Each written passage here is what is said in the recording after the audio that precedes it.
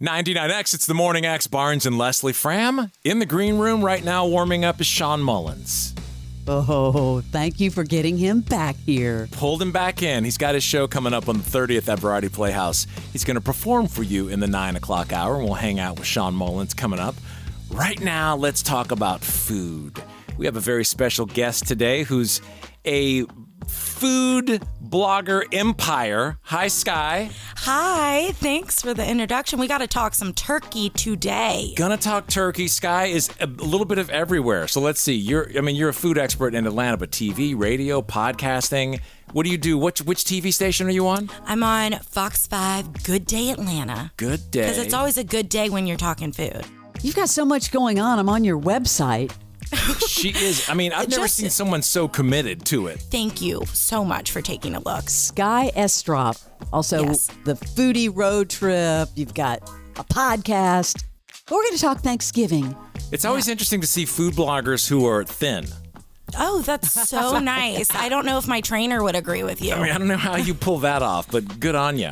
Thanks. So when you're left hanging, like some of the orphans in Atlanta, what is an orphan to do when, if you don't have family coming or you're not going somewhere, where do you go? How do you know where to go? Well, you have to be listening to this to know where to go is the real answer here, because I will tell you, it is actual research that goes into where to go on Thanksgiving, because not everybody puts this on social media. You have to be in the loop. You have to know the people. So I put a couple ideas together of the traditional spots that you could hit up on Thanksgiving and the non-traditional. I will leave those as my back half of suspense for y'all. And Fram, they're never consistent. Like 1 year, so-and-so will be open. Yeah. And then the next year, they're just like, oh, no, sorry, we're not doing that I'm again. about the non-traditional, but we could start with traditional if you want. All right. Skye, what do we have? I figured y'all would like those, but we will get into that. Okay, for traditional, we got to start in Tucker with Matthew's Cafeteria. I'm sure, have y'all been? Have you heard of it?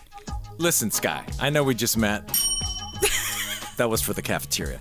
I don't get outside my bubble. I want to hear about this. So, Tucker, what happens there on Thanksgiving? What happens there on Thanksgiving? It's kind of like any given day, except a lot more food, which that's what Thanksgiving's all about, is a feast, right? So they've got turkey and all the fixins. This is Southern Cafeteria at its finest. It's been there since 1955. Wow. That's why I'm like, it's not new to the block, so I feel like it should be on your radar of some capacity. It somehow through the 90s until I'm now. not opposed to a good cafeteria, Barnes. No, not at all. Right. Well, and it just gives that family vibe. So let's say you are left stranded.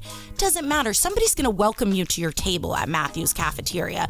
If you don't want to talk, you could totally put sunglasses and a hat on and look down at the floor. But it's a lot of people. They've got turkey, the fixins. If you want sweet potato souffle, load it up. If you want lima beans, I don't know who wants that on Thanksgiving, but if they have it, squash casserole, all the fixings, pies, banana pudding, whatever you want, they've got it there. And it's a very casual environment, so you can be lax. Come in your t-shirt or your Macy's Thanksgiving Day parade gear. I don't know. Farmhouse Serenby. Serenby, yes. I've been there. That's a great place. It's giving very Nancy Meyers vibes. Super cute. Total vibe. Now this one, it's a hot spot. Like, we're the week before Thanksgiving. Make sure you get your reservation. Matthew's Cafeteria does not take a reservation, but Farmhouse Serenby does. Yes, so get on that. Bar Margot at Four Seasons, though, is the last traditional that I'm going to talk about. Midtown, Four Seasons. Yeah, that's a great restaurant. And it's a great restaurant. They're also going to just up the ante on all things Thanksgiving. If you want pastries, they got it. They're going to give you a welcome cocktail. They also have an unspecified cocktail jug that you can drink. I don't know what's in it, but it sounds festive. A jug of a cocktail. You can refinance your home and go have Thanksgiving dinner. Yeah, they have lobster mac and cheese, so I'm not going to say no to that. Truth. Yeah, so, and also, fun fact, because I've done a little Thanksgiving research recently, lobster was on the Pilgrim's first Thanksgiving menu. So really? That's really OG traditional. You did do your research. Yeah, I know a lot about food and Thanksgiving. I'll tell you that much. But Bar Margot, you can't go wrong. Another spot. Get that reservation while they still have them. What about non-traditional? Non-traditional, we're starting out at Nakado in Piedmont Heights. Nakado, another one that's been around so long, you've got to have been there, Barnes. I have never heard of Nakado. And where is it? Barnes, stick with me, and I'm going to just get Piedmont this Heights? list together. I'm riding the Piedmont coattail. Heights. Piedmont Heights is like, they used to call it South Buckhead. It's in between Buckhead and Midtown. Okay, yeah. And it's an amazing Japanese restaurant focused on great sushi and hibachi. You can get either on Thanksgiving. So if you're like, I don't like turkey, nobody really does, do they? Yeah, but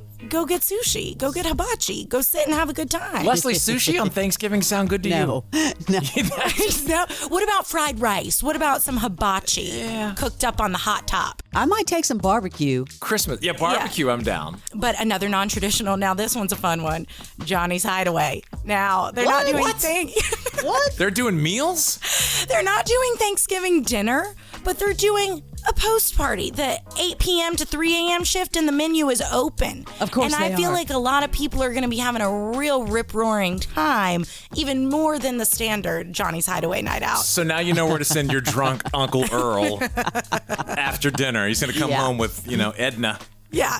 Just bring All them, right. bring them back. Just say, have a good time. Go eat some wings and some tater tots over at Johnny's Hideaway and throw a few back. That's funny. Yeah, I mean, it's good to have that as something to do on your family's radar. And then the last place I got, non-traditional, but just good for anybody who needs to escape the house too. Or you go to Johnny's Hideaway and need something after. It's Waffle House.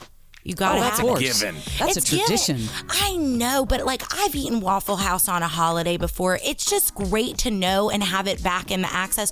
Oh, I can get my hash browns. I could get them smothered and covered if I want on Thanksgiving. You kind of gave us something for everyone. There is something there. What's the best new restaurant that's opened in Atlanta? Quick. Daily Chew. Daily Chew. Where is that? I'm gonna say it's 2 years old. It's, I mean now. okay, this week, I mean in the Come on, last Barnes. month. in the last month, there aren't a lot of restaurants opening in this past month. Really? Yeah, it's a hard season right now. We're post-pandemic. I do feel like there's a restaurant opening every day in Atlanta. But are they all good? I do want to know about best romantic restaurant. Ooh, we're getting in the Valentine spirit already. I would say it depends on your definition of romantic. Right. But, yeah. So do you want cozy, intimate? I'm going to say Little Bear in Summerhill. They're a bib gourmand on Michelin. It's so cute. The food is excellent and it's really beautiful. And let me tell you, they also have great bathrooms, which I just ride for. That is important. That but is. That sounds like someone who's been married a long time is one to put the big bucks down. How about someone who's looking to woo, who's looking to get the... Woo on a budget? on a budget. Yeah, where's the romantic on a budget Woo spot? on a budget. Way to go, Barnes. budget woo. That is a category that I don't think has ever been put together before. Maybe you're missing something. I mean, I'm going to have to say Waffle House. What? The budget woo. woo. On a budget? All right. You're going to have to go to brunch on a budget for that. You have a podcast everyone should know about, Sky's the Limit, right? Yes, sir. SKYE. And where can people find you on social? At Skye, SKYE Estroff. Estroff. I'm looking at handle sourcing. I don't know. That's just my name, and that's what I'm going with for now. Well, that's what you go with. Yeah. All right. It was great to have you. Everyone have a great Thanksgiving. Where can people find that list? And do you have a website with all that? Yes, and I'll post on social too. So follow at Skye.Estroff and at Sky's the Limit Pod, and I'll list it all for you, and I'll tag the Morning X. Got it. Thank you. Thanks, Skye. The Morning X with Barnes and Leslie. Yum, yum. 99X.